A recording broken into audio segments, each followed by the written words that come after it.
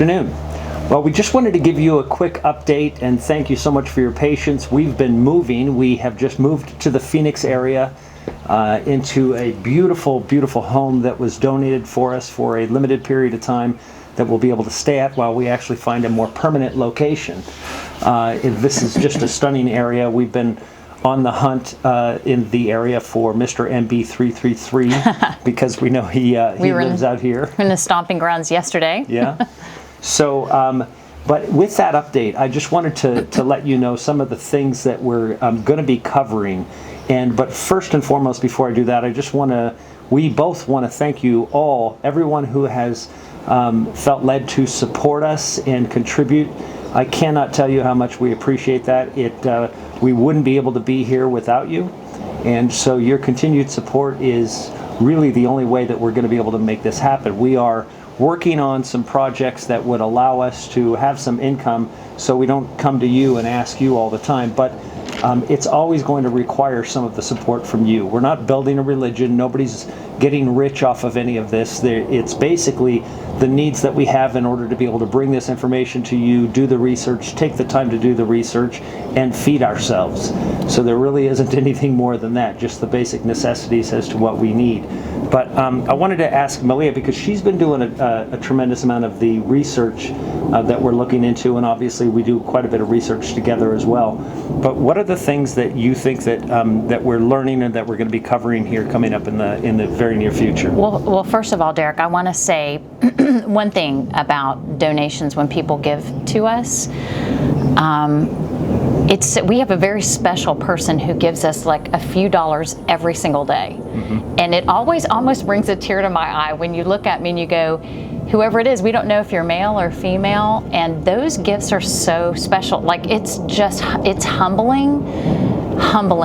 I can't even explain it when people are so wonderful and faithful to do that and just to feel moved to do that. So we never, ever diminish any single thing. When sometimes people tell us all they can send us their prayer, we truly appreciate that. I put a high value on prayer and thoughts, and so we've had a lot of wonderful response. So I just wanted to say thank you, because every single time we get a donation, it's humbling. It is. I don't know how else to say it. It's precious and humbling all at the same time.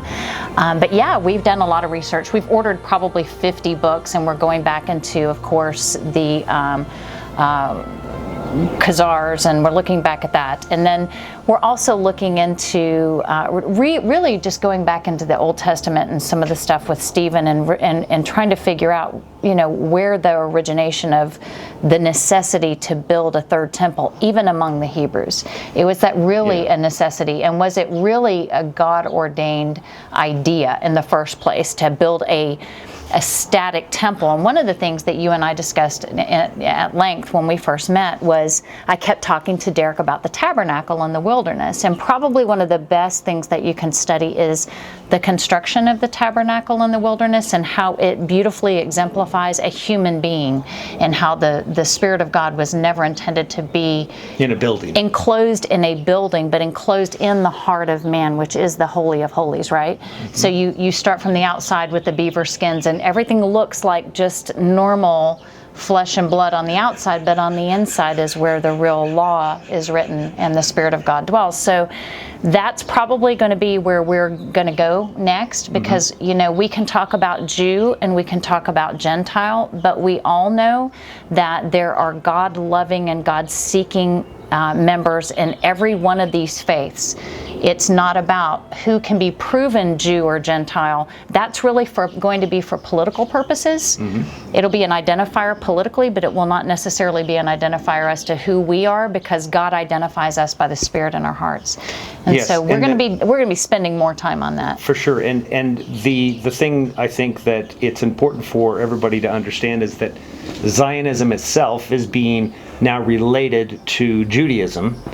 and they are quite different. Right, and continuing to draw those lines of separation, we're seeing that. And of course, I'm sure you are too if you're doing the research and watching the news and watching some videos. I've really had a good time watching the guys at True News. I think that they have some different beliefs than we do. Sure, they're getting there. They're getting there. Yeah, but I've enjoyed watching some of their stuff. So, we were watching last night, and one of the reporters, one of the correspondents there, was really talking about his ideas behind, God desiring mercy and not sacrifice. And I feel like that more and more people are going to be coming back to that core belief that was God's original plan. So that's what we're looking at. And then we're also going to be looking at the legalities of anti-Semitism. What is it? How is that going to be defined?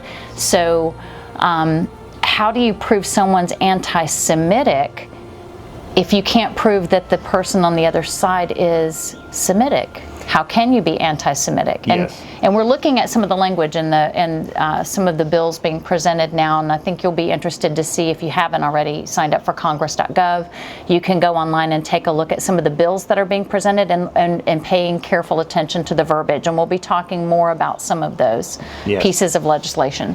Yes, and the mere fact that the verbiage that is being spoken, particularly by the Secretary of State, even the Vice President, that anti-Zionism is anti-Semite.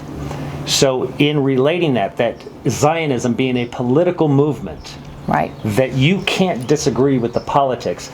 Now, if anybody thinks that this is not important stuff, that I'm not telling you to be fearful of it. I'm not telling you to be afraid, because obviously all of this was written. But it's going to be important for when it says that you'll know the signs. These are the signs. These are the pieces. This is what is coming together. They are hastening the coming of their Messiah. Right. And that is a very, very bad deal. And the mere fact that Christianity on a whole, that you have the evangelicals, are very much supporting Zionism. This is a real problem.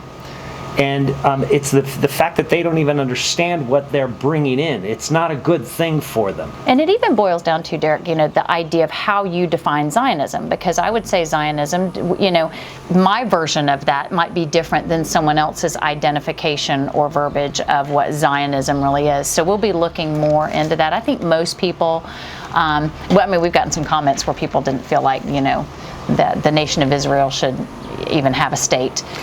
We get a lot of comments. We read all of them. Well, the amazing thing is that when you get into the studying of this, is that when they were actually looking to plant the Israelis and to build Israel, they were looking in Argentina, in the United States. In the United States. They were looking all over the world. Right. So clearly it's not the location that's important.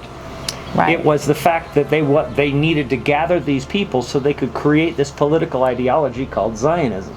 Right. And so as we get into this, it's also, the great part about it is I think that everything that I've been speaking and that we've been speaking on this channel about the God of the Old Testament is becoming far more clear, because Christ's words are becoming far more defined. They are so clear when you begin to see what is taking place. And just like I've always said, the only way that Christ could have known the things that he was speaking about then is if he had already been here right now. That he's talking about things that are taking place now that he could have never known. But at the same time, the circumstances are exactly the same then as they are today. It's like the disciples asking Jesus, what will be the sign of your coming? They're asking him in future tense. So as you go back and read those things, you go, wow, it makes sense to me now. Because they even knew at that time this was not the ultimate return of Christ. How did they know that, right? So it makes you wonder, obviously Jesus must have spoken to the disciples about this at other times for us to have that recorded. What will be the sign of your coming, and when will we know that happens? Well, he was right in front of them. Why would they ask him that? Yeah. Right? He's standing right in front of them asking, what will be the sign of your coming? What will be the sign of your coming? I'm here, right? So we encourage you to go back and, especially Matthew, John, I love those two books, and also go back and read Acts 7. As we're discovering, you go back in and you look at, and I want to point out that it was Doc on True News that we were marveling at his comments last night, because we had already been reading Acts Acts 7 about why Stephen was stoned. Go back and read Acts 7. We'd love to get your comments. Pay careful attention to why Stephen was stoned. And so that's very, very important. You're going to just, I'm not even going to read it. You're going to just, your jaw is going to drop. And then you're going to realize what ultimately it was that they nailed Jesus to the cross for. And it really wasn't saying that he was Messiah. It had more to do with he was saying or implying that he was going to destroy the idol of the Jews at that time, which was the graven image, the temple. So there is a lot of talk on the temple. It's very important. Just because it's prophetic does not necessarily mean it's good for us. We know that the prophetic will come to pass. We don't know when, we don't know how, spiritually, physically, usually it's both. But this is what we're called to do, is watch and know the times and know where we are and know how to conduct ourselves. And then the main thing is knowing that it doesn't matter how much you know technically. What really matters is who you know, and spending that time. And so that's something that Derek and I are really looking forward to doing, is just spending time individually pulled away with the Father. It really does boil down to your relationship and who you know and what you know, and that's really where our strength comes from. That's really where our understanding comes from. It's not studying stuff, and that's very, very important to what we do, because we don't ever want to come across as not being educated. But at the same time, how are we going to be really identified to the Father? And that's if he has time to know us. So. And we know that only comes through Christ. And Christ within you is what we will always be speaking of. Right. So when we're talking about these things, if it doesn't bring you closer to Christ within yourself, if it doesn't help you understand that deeper, then I don't want to be talking about it. And I think that's important to continue. And if you haven't watched the previous Global Witness videos, I suggest you go to the playlist, the Alpha Omega playlist, and watch those from the beginning, because as this begins to progress, the information that we're talking about right now obviously is exploding out there. Right. This is where the awakening happens, the apocalypse, the great revealing. The revealing of these things is essentially what Christ was doing. So that was an apocalypse as well. It was a revealing. And as a result of that revealing, what happened? The temple got torn down just as he said it would 70 years later. But keep this in mind, is that there are still stones of that temple standing. So the prophecy that Jesus had professed hasn't yet happened, but it's going to. So we'll leave you with that. Again, we just want to say thank you. We love you. We have to drive back to the old location and pick some things up, and then we'll be coming back. So we do intend to do a video every day if we can, to give you a little bit of updates. Also, good news, the Red Letter Disciples channel, Melia and I will be doing some stuff on there. Melia will do some things on her own on there. All of it's going to be related to Red Letter. We've got some people that we would like to put on with us and with Melia to interview, to talk about their personal experiences. So there's going to be quite a bit more depth on that channel, and it'll be more of a daily kind of study too. A daily study. Open the Word, read the red letters, right. Walk through them, and help you understand those a little bit better for those that are seeking. So we love you very much, and we will see you very soon.